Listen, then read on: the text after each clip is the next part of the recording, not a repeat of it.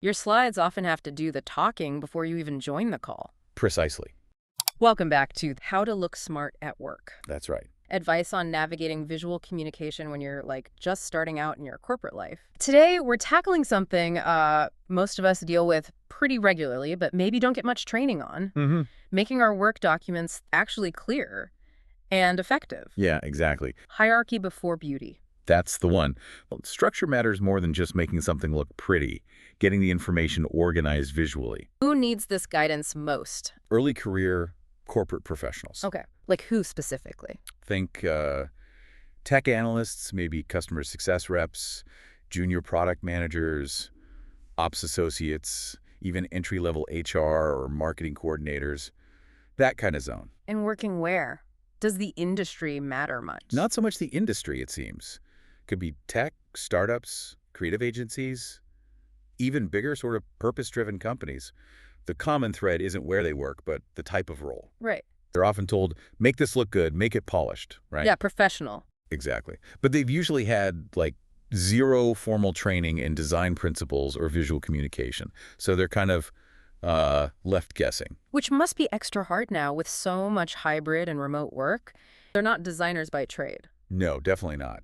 But they're absolutely expected to communicate effectively using documents that have visuals, decks, reports, updates, you name it. Gotcha. Clear, well-structured documents are seen as a way to build credibility, to stand out, whether it's in a live presentation or just like an update shared on Slack or Teams. Which loops us back perfectly to that core idea. Hierarchy before beauty.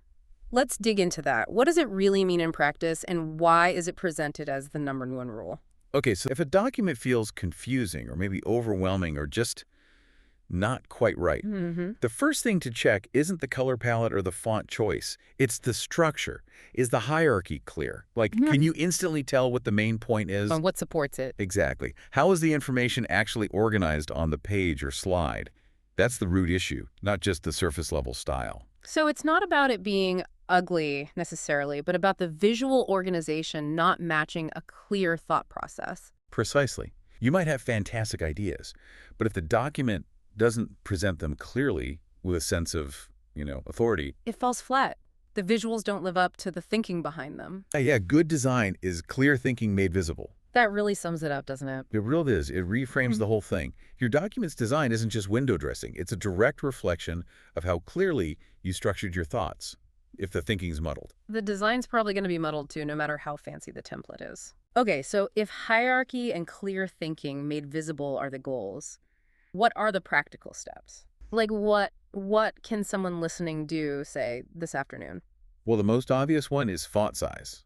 Seriously basic, but powerful. Bigger means more important.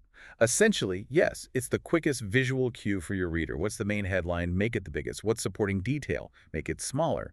It creates an instant pecking order for the information. Right, tells you start here. And then there's boldness, but the key is not bolding everything. Ah, yes. The temptation is real. Totally.